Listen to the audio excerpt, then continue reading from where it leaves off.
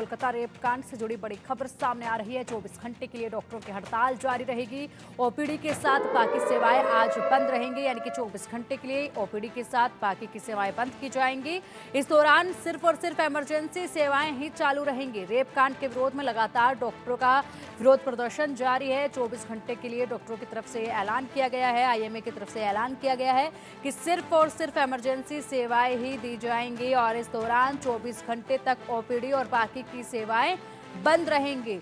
तो आज देश भर में 24 घंटे के लिए ओपीडी के साथ बाकी की सेवाएं बंद रहेंगी और इससे अच्छा खासा असर जो है वो मरीजों पर पड़ता हुआ भी नजर आएगा। कोलकाता के आरजीकर मेडिकल कॉलेज और अस्पताल में एक जूनियर महिला डॉक्टर के साथ हुई हैवानियत के बाद सीबीआई भी अब एक्शन में नजर आ रही है। सीबीआई की टीम 3D लेजर स्कैनर के जरिए क्राइम सीन पर मौजूद लोगों की संख्या पता लगाएगी कि आखिर घटना के वक्त कितने लोग मौजूद थे। तो वहीं सीबीआई ने आरजीकर अस्पताल के उन 4 डॉक्टरों से भी पूछताछ की है जो वारदात से पहले लेडी डॉक्टर के साथ थे। लेडी डॉक्टर के साथ हुई दरिंदगी का मामला लगातार तूल पकड़ता जा रहा है। जिस निर्ममता के साथ महिला डॉक्टर की रेप के बाद हत्या की गई, उस घटना ने कोलकाता के साथ साथ पूरे हिंदुस्तान को हिलाकर रख दिया। इस घटना को लेकर बंगाल से दिल्ली तक उबाल है। हर कोई इस भयावह घटना के बारे में बात कर रहा है। पीड़िता को इंसाफ मिले, इसके लिए हर जगह हड़ताल, जुलूस और प्रदर्शन हो रहे हैं।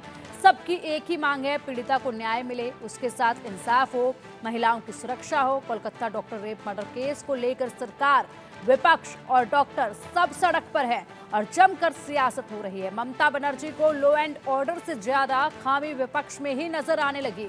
पश्चिम बंगाल में लॉ एंड ऑर्डर पर सवाल पूछो तो राम वाम करने लगती है।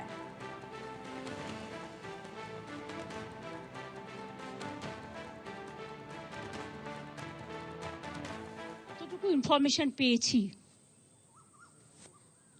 আমি ছাত্রছাত্রীদের কোনো দোষ দিচ্ছি না। বহিরাগত কিছু রাজনৈতিক লোক যারা বাংলায় অশান্তি করতে চান, বাম এবং রাম, তারা একত্রিত হয়ে এই গন্ডগোলটা করেছে।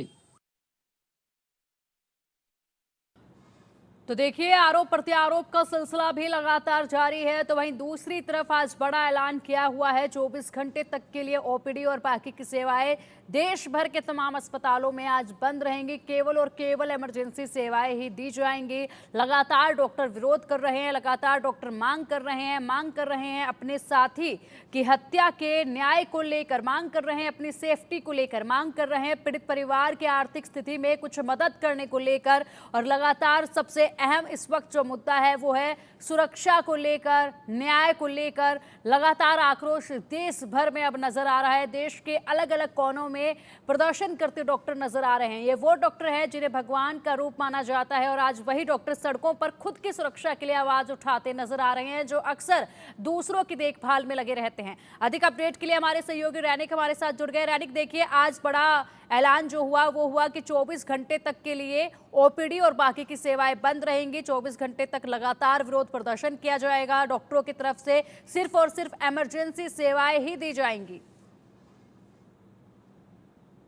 लेकिन देखिए, आरजीकर मेडिकल कॉलेज में 2 इंसिडेंट को मुद्देनजर रखते हुए डॉक्टर की तरफ से ये डिसीजन लिया गया। पहला जो घटना, ये जो सेकेंड ईयर के इंटर्न डॉक्टर जिसके साथ रेप एंड मर्डर केस हुआ है, उसका प्रतिवाद में डॉक्टर्स की तरफ से पूरा देश भर में जिस तरीके का विरोध दिखाई दे रहा है, उसी तहत डॉक्टर्स का मांग है कि ये पूरा घटना को सामने रखते हुए डॉक्टर्स का जो सेफ्टी एंड सिक्योरिटी, इनको इंश्योर किया जाए। ये मांग को लेकर ही बार बार से डॉक्टर्स की तरफ से प्रोटेस्ट दिखाई दे रहा है पूरा देश भर में।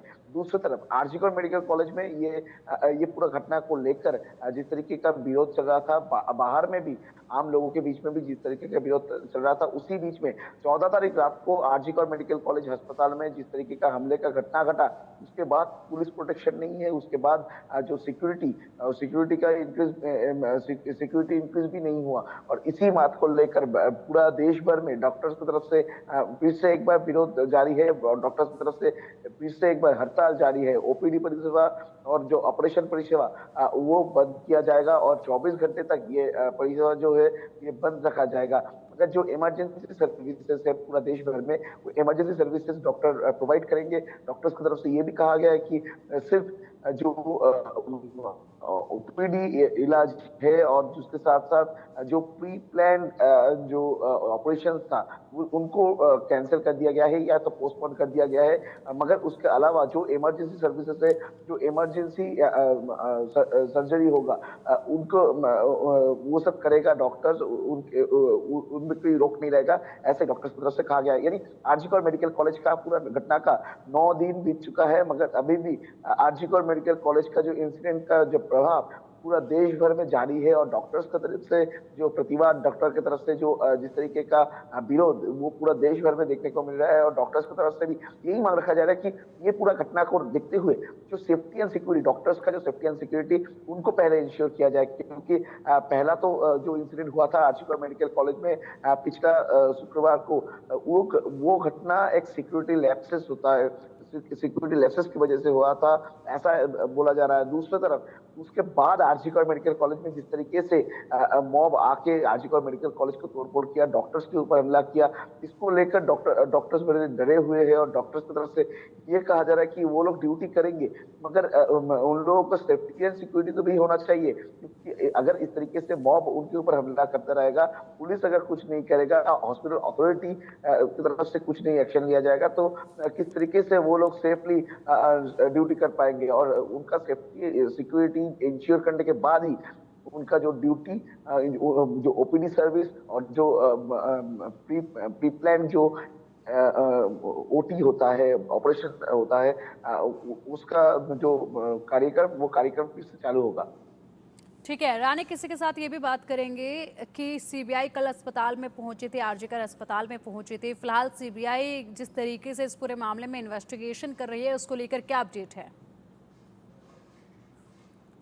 देखिए, सीबीआई की तरफ से ये पूरा घटना में एक लिस्ट तैयार किया गया है, जो लिस्ट में जो डॉक्टर्स इनके साथ, यानी सेकेंड ईयर का ये जो छात्र का मौत हुआ है, इसके साथ जिसका जिसका रिलेशन था, इनका मोबाइल कॉन्टेक्ट डिटेल्स से जिसका जिसका मालूम पड़ा है, ये पूरा देखने के बाद सीबीआई की तरफ से एक 35 लोगों का एक लिस्ट तैयार किया गया है, जिस लिस्ट को जिस लिस्ट में जिसका जिसका नाम है उनको पूछताछ करना चाहता है सीबीआई। दूसरी तरफ अभी तक 10 लोगों का बयान सीबीआई की तरफ से रिकॉर्ड किया गया है, जैसे कि सीबीआई का सूत्र मार्फत इंफॉर्मेशन है। मगर दूसरी तरफ जो फैमिली के जो बयान था, फैमिली के बयान के बेसिस पर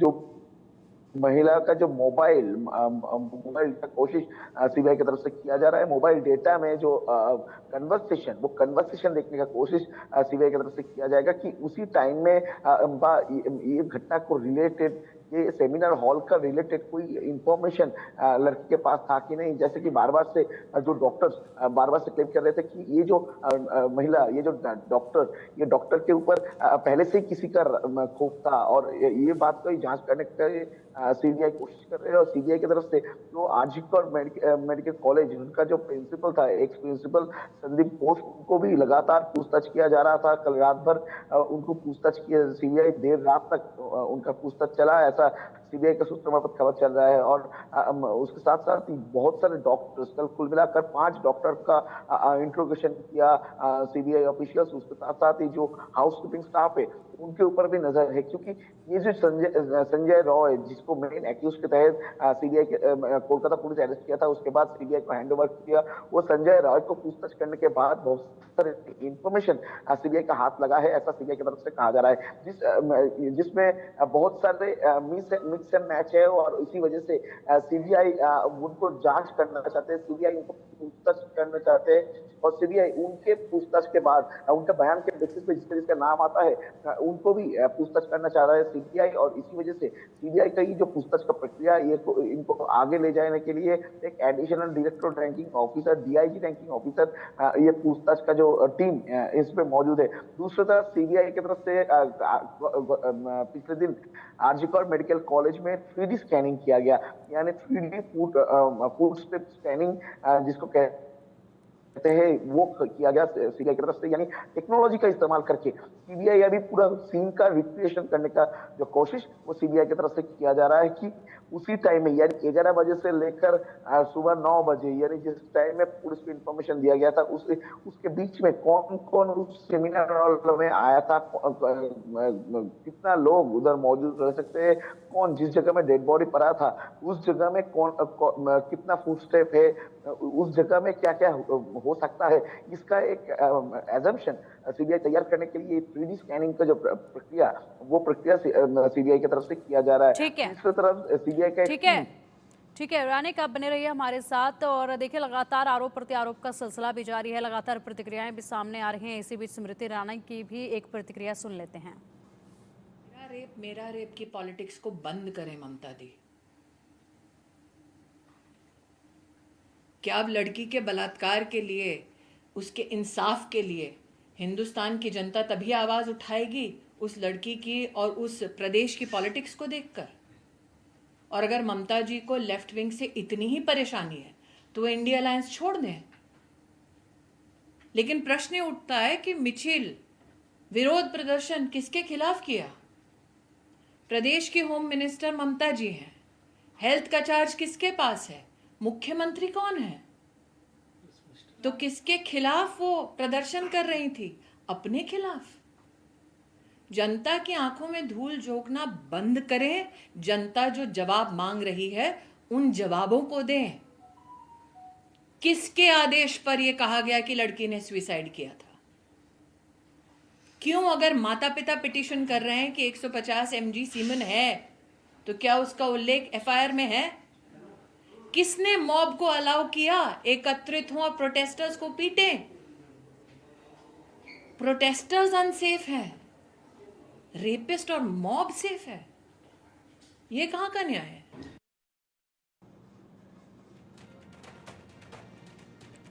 तो देखिए रानिक, लगातार आरोप प्रत्यारोप का सिलसिला भी जारी है। एक के बाद एक प्रतिक्रियाएं भी सामने आ रही हैं जो कि पॉलिटिकल हैं।